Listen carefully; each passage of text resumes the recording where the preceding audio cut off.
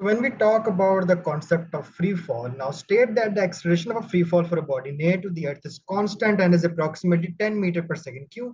क्योंकि हमारी जो अर्थ है उसकी फोर्स ऑफ उसकी ग्रेविटेशनल फोर्स कितनी है? 10. तो आपकी एक्सेलरेशन भी क्या है? 10 as an in a free fall. क्योंकि we are going to be describing qualitatively the motion of bodies with constant weight falling and without air resistance. अगर कोई फोर्सेस नहीं होंगी एक्ट कर ऊपर या नीचे, वो अलग फोर्सेस का चैप्टर है आपका. ऊपर नीचे अगर कोई फोर्सेस एक्ट नहीं करें, there are no unbalanced forces, obviously the object is going to fall with the gravity. और ग्रेविटी आपकी है 10 मीटर पर सेकंड स्क्वायर, और वो आपकी एक्सेलरेशन भी वही होगी. और जब कांस्टेंट एक्सेलरेशन होती है, we call it terminal velocity. Now, any object that is being acted upon only by the force of gravity is said to be in a state of free fall. Now, there are three important motion characteristics that are true of free falling objects. When we talk about free falling objects, do not encounter air resistance. Well, all free falling objects accelerate downward at a rate of 10 meter per second square, not affected by mass and the shape of the object.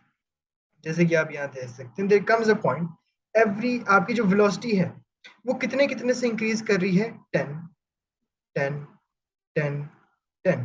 तो acceleration क्या होती है? Change in velocity. Change in velocity आपका constant है, which means the acceleration is 10. क्योंकि 10 से 20 हुई, 10 का डिफरेंस है, 20 से 30 10 का डिफरेंस है.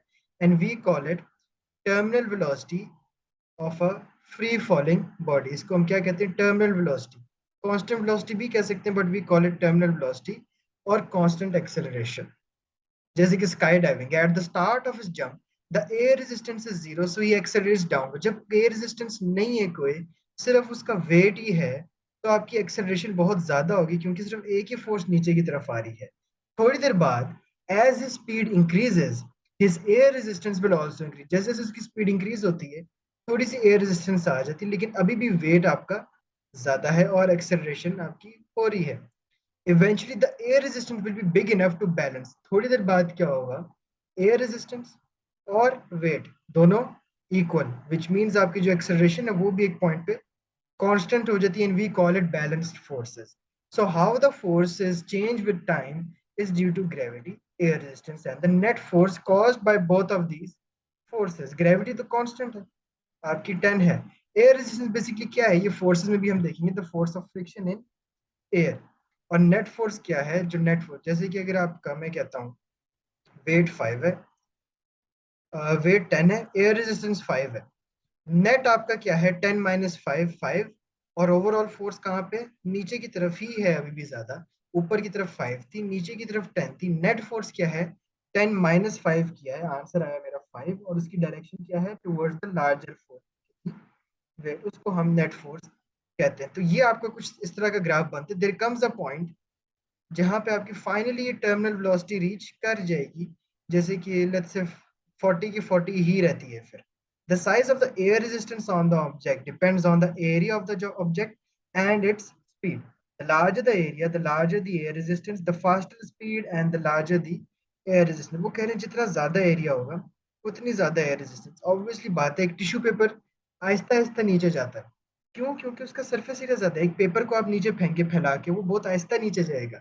लेकिन अगर आप एक पेन को फेंकेंगे जिसका एरिया इतना सा है, और एक पेपर को फेंकेंगे जिसका एरिया इतना ज्यादा है, जिसका एरिया ज्यादा है उसके ऊपर ज्यादा एयर रेजिस्टेंस आएगी, एरिया जिसका कम है उसके ऊपर कम एयर रेजिस्टेंस आएगी. तो ऑब्वियसली जितना ज्यादा एयर रेजिस्टेंस, जितना ज्यादा एरिया, उतनी कम स्पीड. और जैसे जैसे आप स्पीड भी बढ़ाएंगे ना, आपको अपोजिंग फोर्स ज्यादा हो, क्योंकि न्यूटन थर्ड लॉ भी कहता है आप जब फोर्स कहीं लगा रहे हैं, obviously you're going to get an opposite and equal force as well. So during skydiving, when he opens his parachute, the air resistance suddenly increases, causing him to start to slow down. Because he is slowing down, his air resistance will decrease until it balances the weight the skydiver has now reached. तो question examiner कहता है कि ये skydiving वाला पूरा explain करें. अभी हम एक चेक करता हूँ, अगर मेरे पास एक वीडियो भी पड़ी है उसके अंदर आपको बड़ी अच्छी समझ आएगी. एग्जामिनर का एक बहुत कॉमन क्वेश्चन है जो आपको इस पेज नंबर 119 पे मिलेगा. वो क्या है? क्यों टर्मिनल वेलोसिटी रीच की है? कैसे टर्मिनल वेलोसिटी रीच की है? देयर कम्स अ पॉइंट के he is slowing down his air resistance. ठीक है, he is slowing down. Slow down की वजह से क्या हो रहा है? His air resistance will also decrease. मैंने कहा था जितना तेजी से ऑब्जेक्ट नीचे आएगा उतनी ज्यादा ऑपोजिंग फोर्स एयर रेजिस्टेंस उस पर पड़ेगी. अब ये स्लो हो गया, एयर रेजिस्टेंस भी डिक्रीज कर गई है. until it balances his weight. जब air resistance becomes equal to the weight, this is the point where the terminal velocity is reached. तो ये आपकी explanation होगी कि जब ये दो forces, upward force air resistance, downward force weight, दोनों जब balance हो गई हैं, resistance is equal to weight, there comes a point which causes terminal velocity. तो इस तरह का आपके पास velocity time graph बनता है for the skydiver. शुरू में speed increases, then terminal velocity reaches. अब यहाँ पे speed क्यों increase करती है? क्योंकि weight is greater than air resistance. यहाँ पे terminal velocity क्यों reach हुई? Because weight is equal to air resistance. Parachute opens, driver slow down. क्यों slow down क्यों हो रहा है? क्योंकि parachute open हुआ है. अब air resistance ज्यादा है, weight कम है. यहाँ पे क्या था? weight ज्यादा था. यहाँ पे air resistance ज्यादा है. और यहाँ पे जहाँ पे terminal velocity वहां एक जितने थे. तो ये जो तीन सिनेरियो है ना, ये बहुत इंपॉर्टेंट है. ये ग्राफ बहुत जरूरी है थ्योरी पॉइंट ऑफ व्यू से. एमसीक्यूज में नहीं आता, थ्योरी पॉइंट ऑफ व्यू से ये बहुत इंपॉर्टेंट है. देन ये ड्राइवर हिट्स द ग्राउंड, इससे आगे वाला बेशक याद ना रखें.